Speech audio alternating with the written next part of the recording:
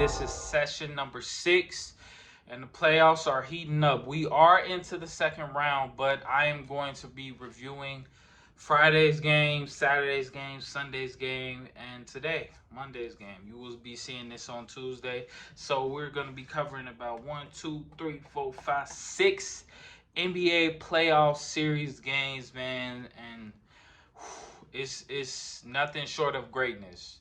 All competitors are competing right now for this NBA championship, and I was just talking to my boy Jalen, and he agreed with me. Whoever win this NBA championship deserve it, man, deserve it, and I think it will be one of the harder championships to win because there's so much competition in these NBA playoffs. But we're gonna start off with Game 6 of the Lakers and the Grizzlies. It's only fitting, man. It's not gonna be a parade in any part of Memphis. Any part of Memphis. Beat them boys by 40 points. 40. Like, it ain't really much to say. Like, I could say a lot. I could say Dylan Brooks, after he lost by 40, skipping out on the post-game interview process again.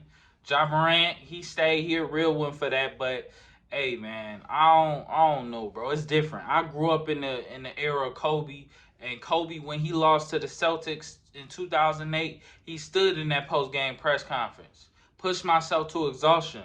But we gonna come back next season, work. He went through it all, and what he do? Came back next year, beat the Magic, and the year after that, revenge against the Celtics.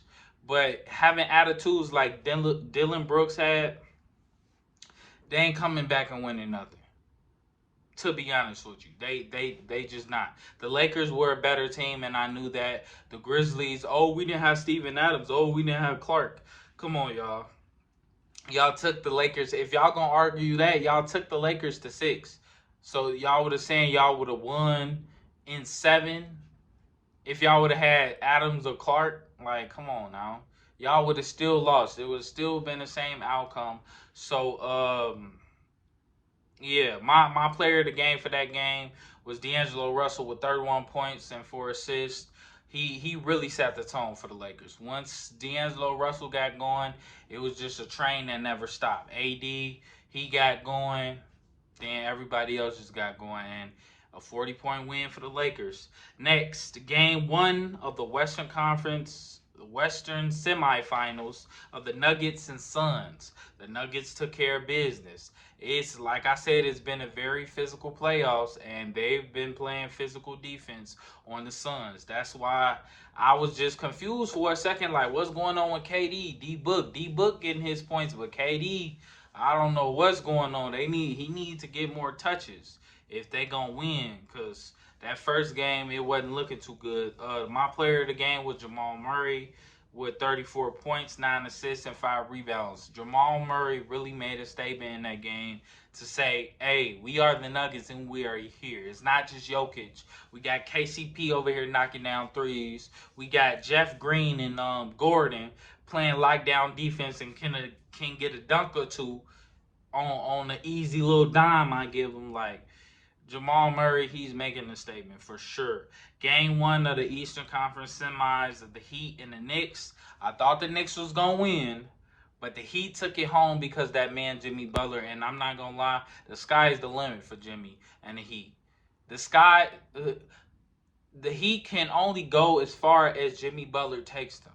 And I believe in my whole heart, Jimmy Butler can take the Heat to the NBA Finals. The way he's playing, he's a dog. And once you see a dog moving like that, playing like that, your supporting cast is gonna fall right behind you. If they're a good supporting cast and they're smart, this guy is giving it his all. So will I. Because I'm going to live and die on the battlefield with him because he's leading us in the right direction. And that is Jimmy Butler with the Heat. He had 25 points, 11 rebounds, 4 assists. I do think the Knicks will take Game 2 because they are in the Garden. If they lose 2 straight in the Garden, Houston, we have a problem. I'm big on Jalen Brunson and Julius Randle, but Houston, we have a problem. All right, because I don't think they can go back to the Heat and do the same thing the Heat will potentially do to them in the Garden. Um, we got Game 7 of the Warriors and Kings. Another game I thought was gonna go the other way. I feel like the Kings could have took that game, but Stephen Curry, he stood tall and he took over the game.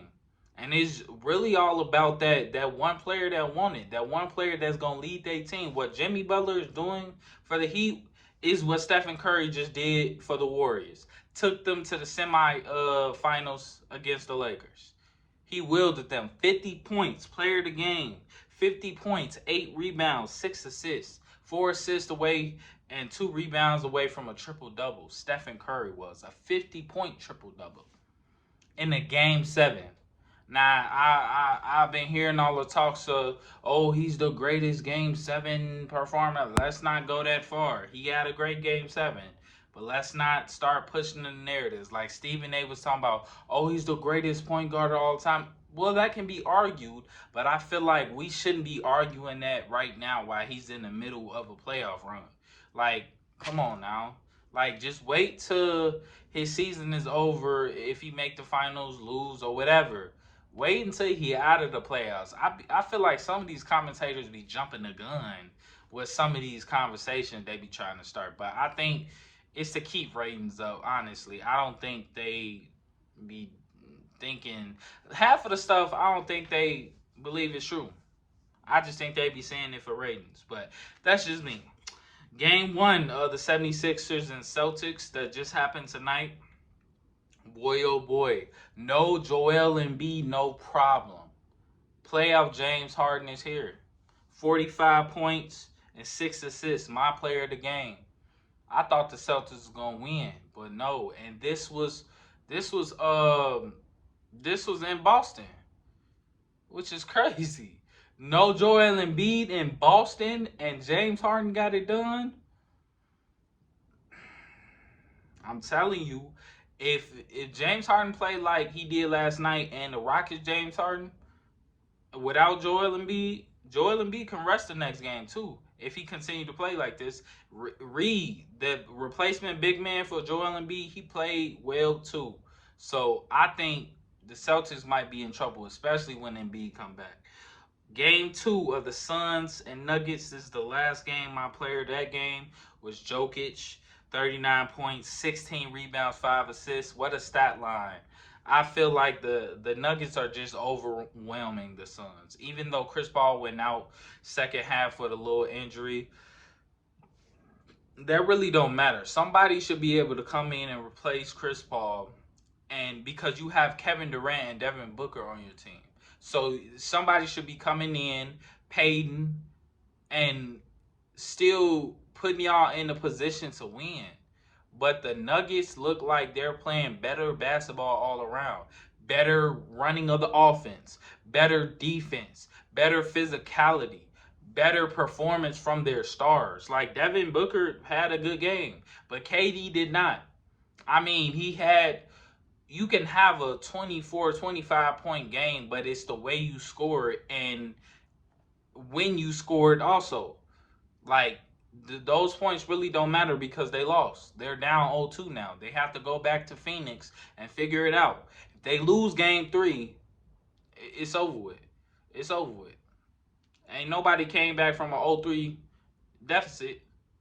Not from what I know. So, Phoenix, get it together for real. But that's my review of the game so far in the NBA playoffs. We moving into the second round. Eventually gonna get to the third, man.